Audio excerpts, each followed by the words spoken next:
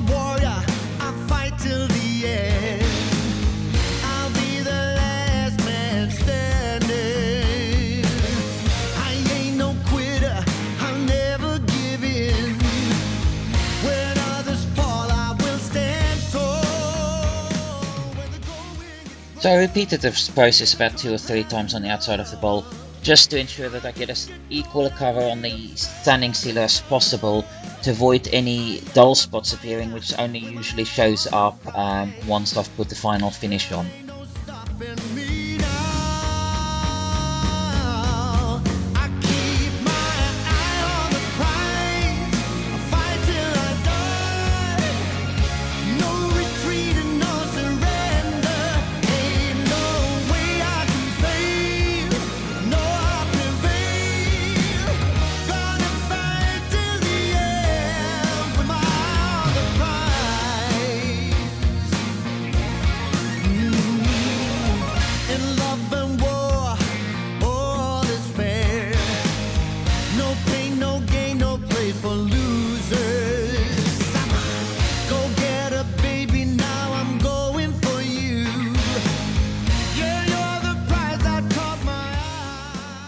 So obviously with the application of microcrystalline wax, I'm supposed to leave it 20 minutes between application and buffing, but I often leave it so much longer, only because I end up having to run the kids around to their activities or do various housework tasks before I end up getting back into the workshop to do the next part.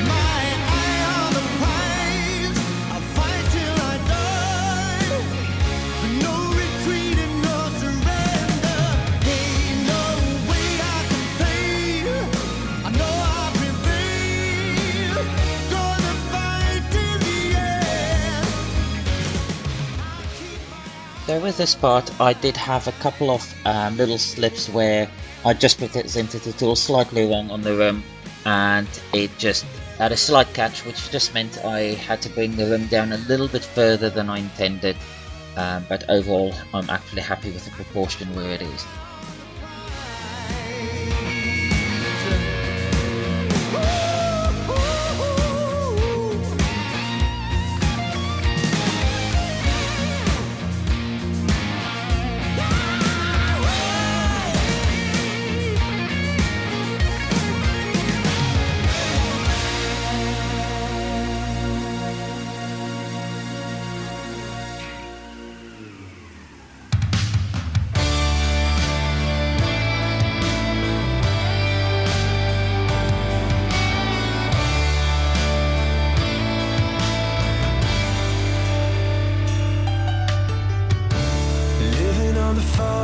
Out of town,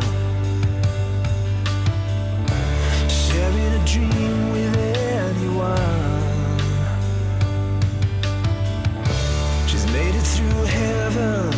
She's made it through. Now, I repeated the process of sanding and sealing around about 4 times on the inside of the bowl, because there was a really nice spot of curling in there as well, and I really wanted to make sure I had absolutely no dull spots.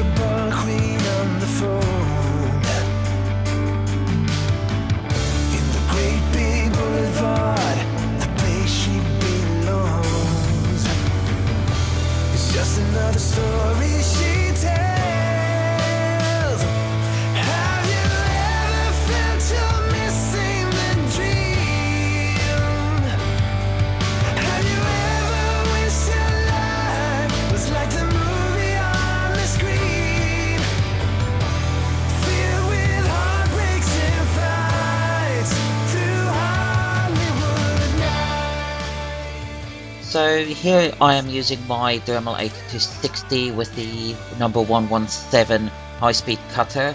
This took me no more than about 20 minutes to complete the whole band of texture, but obviously the tool runs fairly quietly as is brushless, but you can check out the short I did on YouTube or my reel on Instagram showing a little bit of this texturing with the actual sound there as well, if you want to hear what it sounds like as I'm doing this.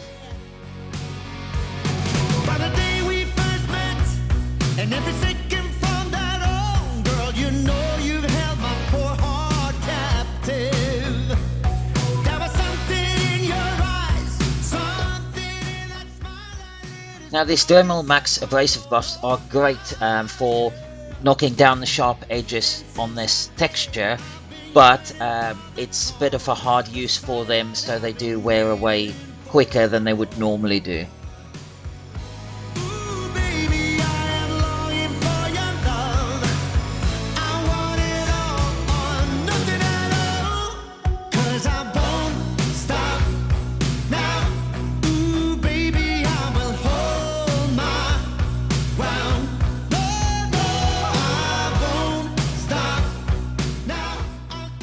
So the template here I'm using is just one I quickly knocked up on the computer, and the engraver just really cuts nicely through the paper, and easy to just follow the lines.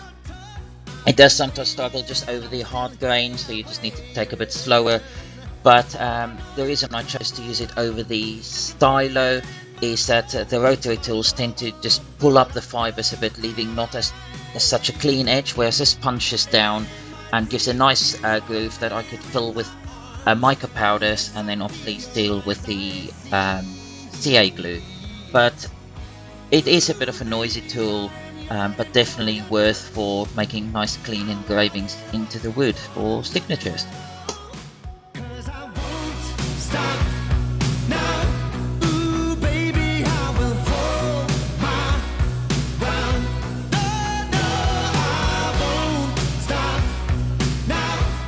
keep on fighting till your love comes around.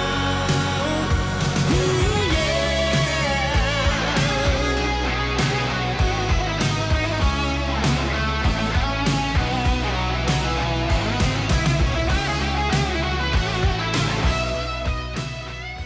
So applying the gesso was a little bit sloppy and went across the lines, thinking that I've put wax on the outside, it should just easily wipe off like other paints have done in the past. But no, this was a big mistake and was not easy to clean up, so I will definitely take a lot more care next time. Fighting till your love comes around. Girl, you know I won't stop fighting for your love. So obviously after applying size, you're supposed to wait 15 minutes before applying metal leaf to it, but I think I left it about an hour before coming back in to do it, as I was having to sort lunch. But it's workable for apparently up to about 24 hours. Now I love the colour of this, but it did leave a bit of a sparkling mess over my lathe.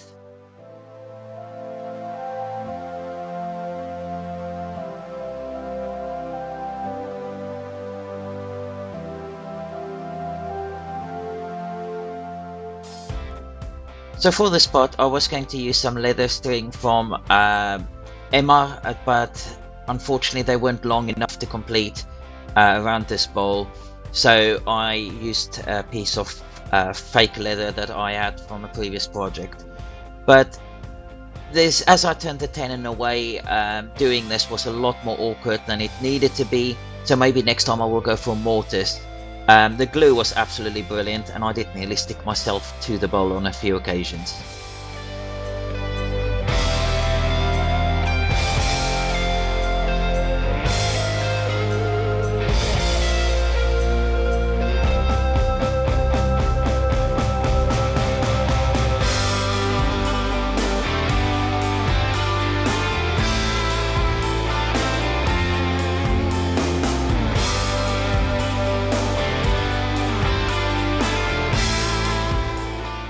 Thank you for joining me in Jigsaw Shed. So there's a final piece. I'm really pleased with it. I'm loving the colours and the texture, but also there's a lovely bit of curling and chatoyance going on in there. Unfortunately, the camera has a few issues picking that up. But obviously I turned the tenon away to stop sawdust and everything at the end coming into the Chameleon Flakes, which was an issue last time. But this time, obviously doing that, it meant that getting the banding on was tricky, getting it straight, and also had a few issues with it gluing up then as well. But overall, I love it. I hope you'd like the project. Give the video a thumbs up if you did. Subscribe to my channel if you're not done so yet. And remember to leave me a comment down below. But before we go, just want to give a few shout outs to some more sticker swaps. So the first is, again, all of this from Maker Central. I got to meet Matt Estlier and he gave me some of his stickers. So obviously that one with various bits of tools, a fret saw saying don't fret, and OSB sticker. And then I've got Dan from the Wonky Workshop as well. Richard over at Wood Seats. And obviously I used O3 Adhesives in this project. But then lastly, I forgot James over at Doing Darker Works. Great chap, met him at Maker Central first time last year. And then he turned up this year dressed as one of the Ghostbusters. Do go and check out his Instagram as there as well. Some really great pieces that he does. But all the links for everyone here will be in the description below. Do remember to go and check them out. All the products I've used as well, I will link into the description as well. Anyway, thank you for watching. Take care.